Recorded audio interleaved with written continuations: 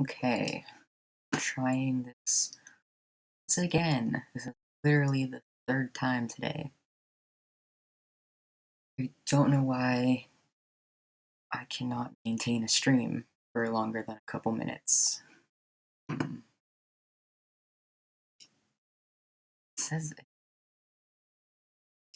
still says I'm offline. See, I don't understand. Okay, now it says I'm live. Okay. Well, let's try it again and see how far we get this time.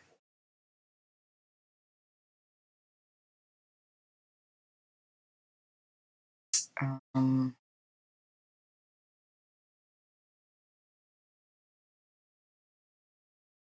we played Ophelia last time. Yeah, so let's go back and let's try another Ophelia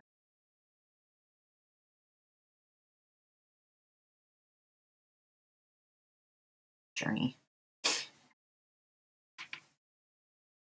So this time, Laertes is knocking at the door, so let's tell him we're busy this time. I'm leaving for France soon, he shouts back. Don't you want to say goodbye? Apparently not, you shout in reply. Whatever, he yells. He storms off, stomping all the way. You sit in silence for a moment. He stomps back. Say bye to Dad for me, okay? He shouts. Okay, I will, you yell through the door. He storms off again. To France, I guess? Brothers, am I right? Return to your work. At your desk, you continue your work on the problem of automatically heating the castle. Hours turn into days, and you're generally left alone with both your family and your boyfriend. Father ignoring you is no big deal, and while you're about Hamlet not stopping by more often, he has asked you to leave him alone for a while he mourns, and you're respecting his wishes. But if you're going to be honest with yourself, you've also just gotten really absorbed in this problem. You decide to split the problem into sections, delivering heat and knowing when to deliver heat. It would be possible to put servants in every room and have them report when it's too cold, but that's expensive and unreliable. It depends on the servant, the warmth of their clothes, how much they love to lie to people about what temperature their skin is sensing, and so on. You're wandering the castle grounds when it hits you. You've been thinking about how water expands when it freezes, and how that could be used to tell you when it's cold, but it's not much use for measuring temperatures outside the freezing point. Your father Polonius happens to wander by talking to himself about the evils of drink, and you realize alcohol. Right alcohol. Sorry. The right alcohol would expand linearly with heat, and by putting it in a slender glass vial, you could measure the size of that liquid, which would correspond 1-to-1 with temperature. Put the same markings on each of these glass vials at the same temperature, and you've got a universal, comparable, consistent way of measuring heat. You wouldn't have to rely on a servant's impression, and they could just tell you what line the alcohol has reached. You run back to your room to start working on a prototype. Just as you complete it, you hear a knock at your door. Who is it, you call? And oh my, who should answer from the other side of the door? Let's go your father Polonius this time. Hamlet is at the door. Okay. That's right. Turns out that simply wishing for someone to be at your door doesn't change who's really there. You don't control reality with your thoughts, Ophelia. Sheesh. Anyway, Hamlet opens the door and steps into your room. It's me, he says. You haven't seen each other for a while. It's so great to see him. You run up and throw your arms around him and you smooch. It's just like old times. The moment passes, and when you look at his face, you can see concern written. He's troubled by something. Ask him or wait for him to tell you. Let's wait. You wait, doing nothing, and he pulls away from you and holds you at arm's length. Listen, he says, and then he begins buttoning his jacket, taking his garters off, and oh gosh, he's actually doing it. He's fouling his stockings. Sorry. Oops. What's wrong, Hamlet? You ask in alarm. What you say next sounds like the obvious question, but you ask it anyway. Why are you fouling your stockings? Instead of answering, he grabs you by the wrist. You come to the entirely obvious conclusion that he's not acting like himself. This conclusion is reinforced in the next few moments when he moves his other hand to his forehead as if he might faint, but instead of fainting, he stares at you intensely. Hamlet, I don't know why you're doing that, you begin, and he sighs really loudly. It's the most intense sigh you've ever heard. It's actually kind of impressive. Look, if you'll just talk to me so we can, you begin, and he sighs again, so loudly that it literally drowns out your words. Fine, weirdo, let's play the wrist-holding game. Yay. Meet his eyes, and he sighs one of those ultimate sighs again, then gets up and leaves in what can only be described as the creepiest way possible. Walking with his head wrenched over his shoulder so he can watch you even as he crab walks out the door.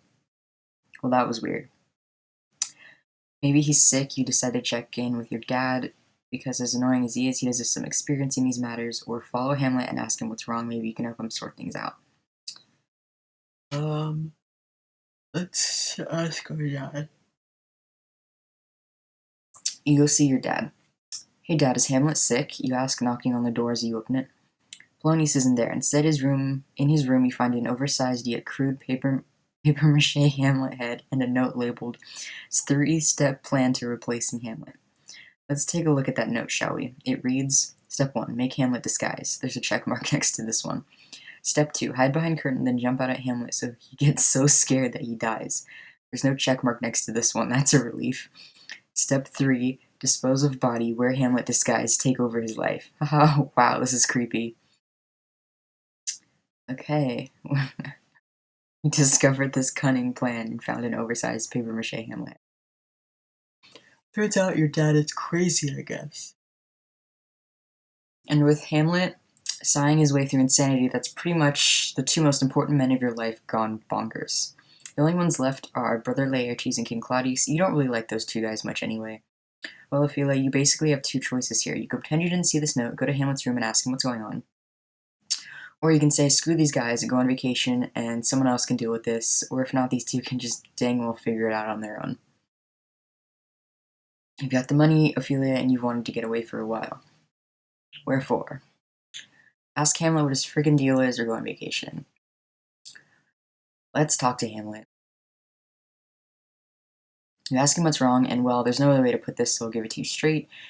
He tells you about a spooky ghost and plan for murdering his stepfather Claudius, pretender to the throne. I'll be frank, it sounds crazy. A ghost, murder, but he's your friend and lover, and you're not going to leave him hanging out to dry. As gently as you can, you tell him you're pretty sure ghosts don't exist, but even if they do, he needs to be certain that the ghost he saw was actually the ghost of his father. What if it was some other ghost trying to mess things up? That seems to give him pause. Hamlet admits he never actually asked the ghost for information. Only his dad would know. It's possible the ghost could be an imposter. I'll come with you tonight, sweetie, you say. We'll go together, and if a ghost shows up, we'll figure out what to do. You're confident no ghost will appear, and that this will all just go away. You take his hand and squeeze. Hamlet looks up at you, and you can see his relief. Okay, he says, smiling. What now? Go see the ghost. Evening comes, and Hamlet leads you to the spot outside where he first saw the ghost. We have to wait around till midnight, he says. I think that's when he normally shows up. To pass the time, you play a storytelling game you enjoy, where you say one word of a story, and he says the next word, and neither of you knows where the story will go. Once you begin upon, he says, you say, time, he says. There, you say, was, he says. You say, beautiful, he says, looking at you, you smile. Prince, you reply back, he smiles back. Who, he says. Wanted, you say. To, he says. Kiss, you say. His girlfriend, he says. Oh, that's cheating, you say, and then you're kissing. What do you do? Make out for a while. Don't make out because... And you can't believe you're thinking this, but what if a ghost catches you making out? Yeah, what if a ghost is, like, being a perv and watching you? You turn your head away after a few smooches. That's enough, you say. We don't want your dad catching us making out. Hamlet grins and pulls you close to him. I think he'd be cool with it, he says. That's a weird thing to say, but you excuse it because you know people can say some really weird things when they're way horny. You kiss some more, but finally push him away for real this time. What makes you think he wants to spend the afterlife watching us make out, you say? Well, that's what I'd want to do, he says with a smile. I mean, if it were me and I was also the ghost, he explains. You're about to reply when you're interrupted by an awkward cough coming from above you. Looking up, you see what for all the world looks like Hamlet's dad, Hamlet Sr., only he's transparent and floating and you can see through his bod. Hey guys, the ghost says. You're too shocked to say anything. Ghosts are real, Ophelia. Surprise. Hamlet looks up at the ghost and waves. Hi, Dad, he says. Demand the ghost prove that he's who he claims to be? It doesn't matter who he is. The real question is if this ghost is so big into murdering dudes, why doesn't he just murder Claudius himself? Riddle him that. Well, it was her plan to I'll figure out if the ghost was actually his dad, so I guess the first one. Excuse me, you say. The ghost pretends not to hear you. Excuse me, Mr. Ghost, you inquire, raising your hand. Sup, says the ghost. How do we know you're really Hamlet Sr., you ask. Oh, says the ghost. Oh, I guess ask me some things only Hamlet's dad would know. You do so. They're pretty boring questions about family junk. You're not missing out on anything by me not including them here. And the ghost answers them perfectly. Better still, he answers them as only Hamlet Sr. could answer them, and even makes a reference to a running joke you two had a few months ago. I can't gobble this, says the ghost, and then together the two of you shout, It's too spicy! And then you're laughing like what you just said is the funniest thing ever in time. I don't get it. I guess you had to be there? Anyway, this is totally the ghost of Hamlet's dad. Identity confirmed. Talk about the murder. You go over the basics of the murder plot with the ghost and Hamlet, and surprise, you see some flaws in it that Hamlet somehow missed. So Hamlet is supposed to murder Claudius, you say. Yes, Hamlet and the ghost reply in unison, and then they notice they replied in unison and fist bump each other. Well, the ghost fist goes right through Hamlet's fist and stops a little inside it, but you can see what they were going for. And then Claudius will be dead and Hamlet will be king, you say. Yes, Hamlet and the ghost reply in unison again. And then they fist bump each other again, and it's even more off this time. They're not even aligned horizontally with each other. Come on, guys. So what's to prevent Claudius from becoming a ghost and seeking his own revenge, you say, raising one eyebrow. Says the ghost. In fact, can ghosts kill each other? Because then the best case for us is that one of you ghost kills the other and then considers himself revenged. Worst case is that you can't kill each other but instead exist as ghosts forever, which means that the two of you, each with an endless list of sins from long before anyone left alive was born, will continue to meddle in the living world, avenging yourself against each other back and forth for millennia to come. Oh, I think the ghost begins, then coughs. No, yeah, I think you only become a ghost under certain circumstances. Like being murdered when you still have things you want to complete on this mortal plane, you ask? Oh, right. That'd apply to Claudius too, the ghost says, huh? What now? Continue talking the ghost out of murder. Make a counter-argument for murder being a good idea. Yes, continue talking the ghost out of murder. Even if we take all the ghost creation issues out of the equation, you go on, there's still the matter of revenge on its own not being an ethical act. Not to mention the complicated issues surrounding vigilante capital punishment, the ghost says. Exactly, I'm sorry, Ghost King Hamlet, but I don't think this is a super rad idea, you say. Prince Hamlet nods in agreement. Okay, yeah, that makes sense. Okay, well, do what you can to punish him for my murder, though, cool? The ghost says. You agree to work to uncover proof of the murder and then work within the legal system to achieve a fair punishment for Claudius. Sounds reasonable, says the ghost. Alright, I guess I'm out. Thanks for the talk. I found it really useful. You and Hamlet do some legwork and track down where Claudius got the poison. The poison monger identifies Claudius in a lineup. Even though he's the king, Claudius is not above the law. The case goes to court. Prosecution has no witnesses to the actual murder, but means, motive, opportunity, and tons of circumstantial evidence. Claudius is found guilty of regicide and sentenced to 30 years of prison. He's sent to Verona, where he won't get any special treatment from the two gentlemen drafted to guard his cell. Hamlet's father is still dead, and this won't bring him back, but on the other hand, he's also a ghost, and you can talk to him at night. It's a pretty fair verdict, measure for measure. 100 out of 100 legal justice points. So, turns out you scored a possible 100 out of 100 in legal justice points. Seems pretty good. Plus 3 adventure points, but unfortunately you only got like a 3 in adventure points. Man, that's baloney. That's what you get for working within the pre-existing legal system instead of employing unpredictable vigilante adventurism, am I right? Oh, and there's Claudius in a lineup.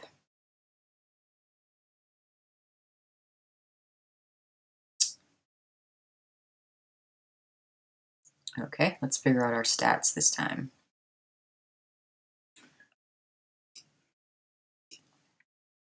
That's this adventure. Fists bumped, 2. Stockings befouled, 1. Choices made, 12. Times you were, 1. Times you were not, 0. Rosencrantzes, 1. Guildensterns, 1. Right. So that went pretty good. We did not die, so that's good.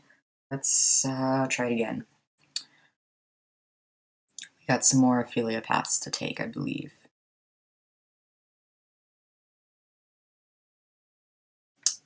Yeah. Okay. Um, I will let him in this time. I've read this part before. Invite him to enter our room.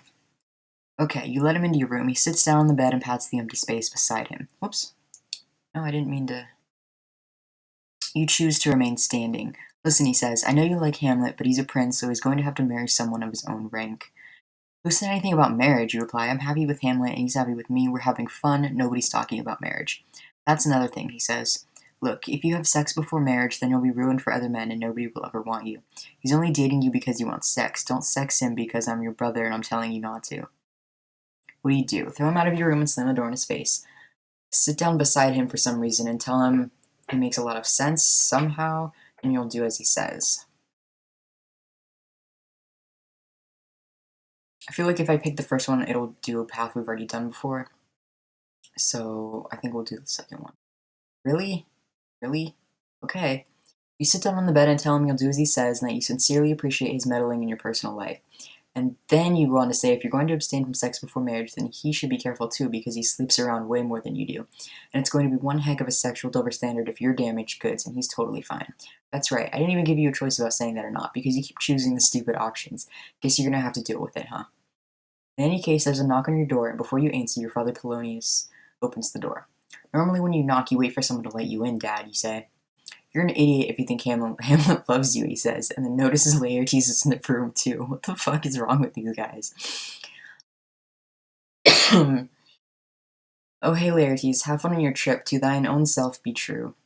Laertes nods. I already told her she's slutty, he says. Take them both out and slam the door in their faces. I guess smile and nod and pat the empty spot beside you, and Laertes inviting Polonius to sit down too, because that is something a person would do. Well, let's kick them out this time. Bam. That felt great. Laertes shouts to the door that he's sorry and just want to say goodbye before he left for France, and Polonius shouts that Hamlet only wants to get his hands on your body. He wants to sex it, he shouts. You open the door and say, I appreciate your concern, but I can take care of myself, which is more than they deserve, and you close the door again. Through the door, you can hear Laertes and Polonius talking. Hey, listen, while you're in France, give every man thine ear, but few thy voice, Polonius says, and pauses and says, that's some primo advice right there, I gotta say. You roll your eyes and return to your desk. Okay, we know that bit. Working on the heating system. Oh, it should be on the other side of the door. Let's have our best friend. Just kidding, it's Hamlet. We don't get to decide who's on the other side of the door.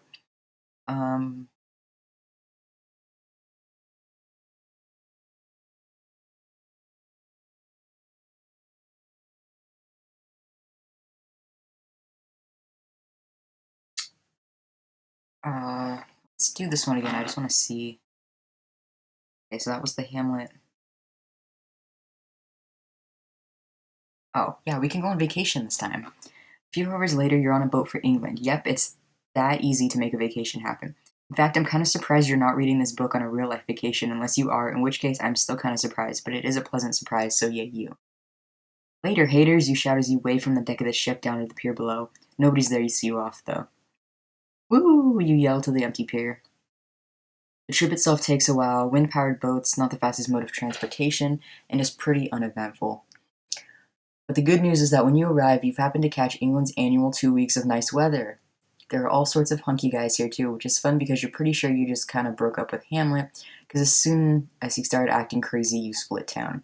After hanging around your hotel for a few days, you've made small talk with 3 people who seem to be non-duds. There's Antonio Tony, the mysterious and sexy tourist, Cleopatra Slim, the friendly adventurous explorer, and Brother Pat, the religious guy who drinks a lot. Oh man. So, who do you want to hang out with tonight? You have the next few weeks to talk to your chosen person, and if you choose the right dialogue option, you may even get them to fall in love with you. Wow, we've unlocked the dating sim part of this one. Oh yeah, that's right, this is a dating simulator, and you're just gonna sit here and keep reading this book as you get to know a bunch of imaginary people and pretend you're trying to date them. Are you ready?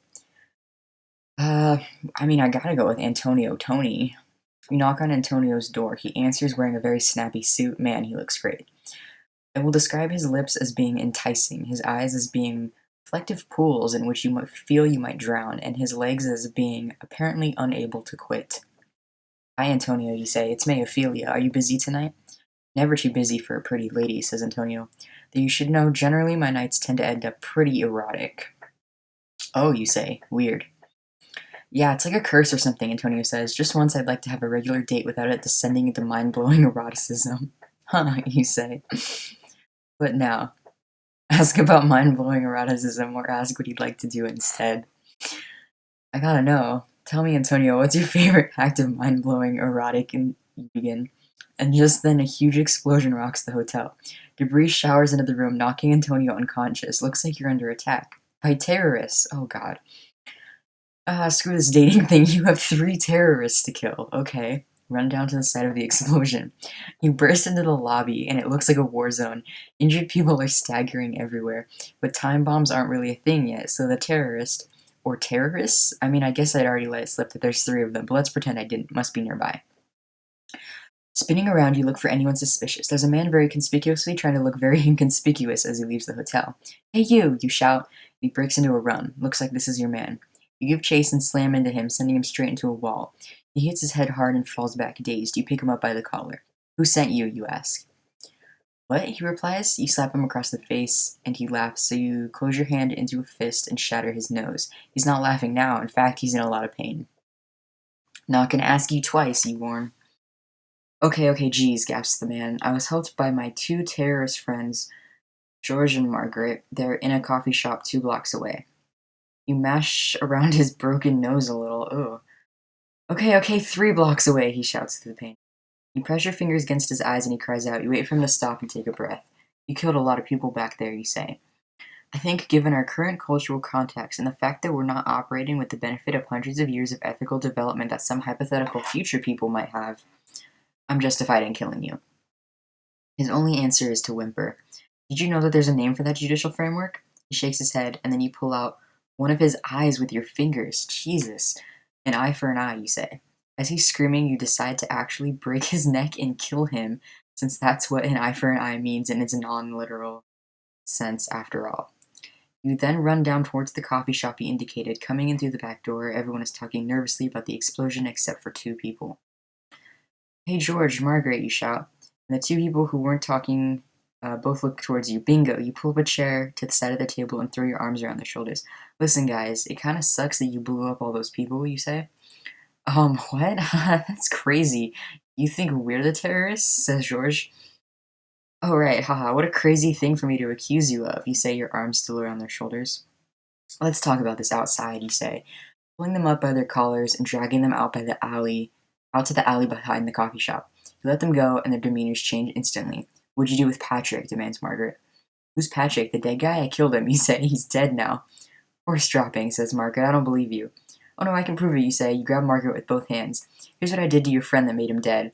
Seconds later, Margaret's way dead body is lying at your feet with a broken nose and a missing eye. You look up at George, who's staring at Margaret's body in shock. Do you believe me, George? You ask. He hesitates, unsure whether yes or no is the right answer. You decide to help him out.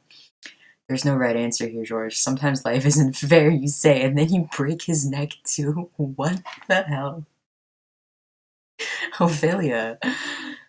Them's the breaks, you say. Wow. Extreme chiropractor break 3 people's necks. Okay, what do? Go back to the hotel, collect your things, and get out of here. This country is crazy. You want to go back to Denmark. Stay here. This country is awesome. Let's track down more terrorists. Let's see what happens if we go back. You go back to the hotel, pushing your way past the crowd of onlookers and local authorities, assessing the blaze and damages. Back in your remarkably undamaged hotel room, you quickly pack your bags. On the way out, you stop by the room you were in when the bomb first went off, and leave a single rose on your date's still unconscious but otherwise okay, actually more than okay body, along with a short handwritten note. I had fun, XOXOXO. Oh. You want to hop on the next boat to Denmark, but it leaves like 6 weeks from now. Boats, man. Instead of waiting, you journey on an indirect path involving 3 countries, 6 connecting cruises, and 2 week-long layovers. It's honestly not bad. You've had worse times.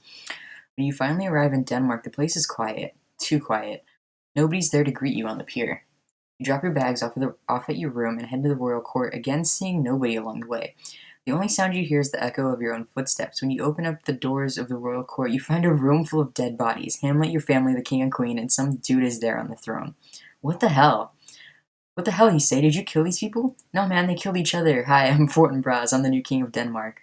Horse droppings, you say. That's what they say in England to mean bull droppings, you explain. No, honest, I showed up and everyone was dead. Turns out that Hamlet's dying wish was that I should assume the throne, he says. How did you know what Hamlet's dying wish was if everyone was dead, you ask. Oh, there's a perfectly logical explanation for that as well, says Fortinbras. Hamlet's friend was here and saw it all and stuck around long enough to tell me. It was a cool story. He's gone now, though, he finishes. He says, it's not the most credible story in the world. We accuse him from lying, accept his explanation, and go back on vacation. Denmark is crazy. Accuse him of lying. You're lying, you say. Maybe it's time for you to kill a dude again. No, wait, I can prove it. Horatio, come back here, please, he shouts. A few seconds later, Horatio pops his head in the door. You called for me, my king? Yeah, this woman, I'm sorry, I didn't get your name. Ophelia, you say. This Ophelia doesn't believe I'm king because everyone else died, and then Hamlet wanted me to be the king. Tell her that's what happened. Horatio turns to you and shrugs. Sometimes reality is real stupid, Horatio says. Perfect, Fortinbras says, smiling. Okay, now that we got the establishing that I'm the rightful king of Denmark thing out of the way, off with her head. Oh, jeez. Wait, what, you say? And it's actually the last thing you ever say because Horatio slices off your head in one smooth motion and you can't speak without vocal cords. Ophelia, sheesh, you know this. You've dissected enough dead bodies to know what strings do next. What strings do what? I mean, you used to know this before you died from not having a body attached to your head anymore. Wow. Okay. Pretty fucked up of Horatio to do that, to be honest.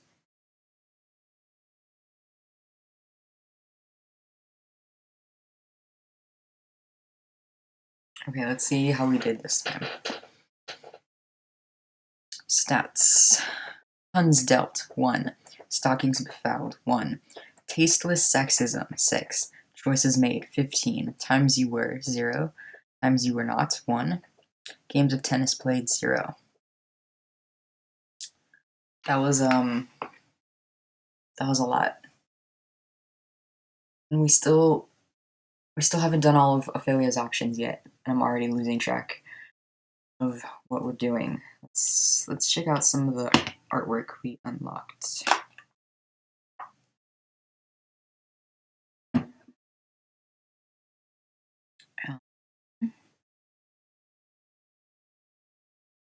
Okay, so this last one that we just got is by Brian McLaughlin. He's the creator of the hilarious out loud comic The Princess Planet. He also likes to ponder what makes comics work, like on the tutorials on his website or in his book, Draw Out the Story 10 Secrets for Creating Your Own Comics.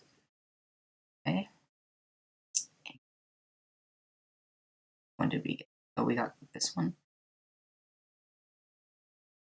That one is by Sam Bosma. Sam Bosma is an illustrator from the ruined wasteland of Baltimore. He has not yet resorted to cannibalism. Last time. I think we only did those 2 this time. Yeah. And let's check our achievements. A cunning plan. Yeah, that was oversized paper. Hamlet. Chiropractor for breaking 3 people's necks. I think again we only got those 2 this time. Yeah. Okay. We'll stop now. Try to play some more Ophelia next time. See y'all later. Goodbye.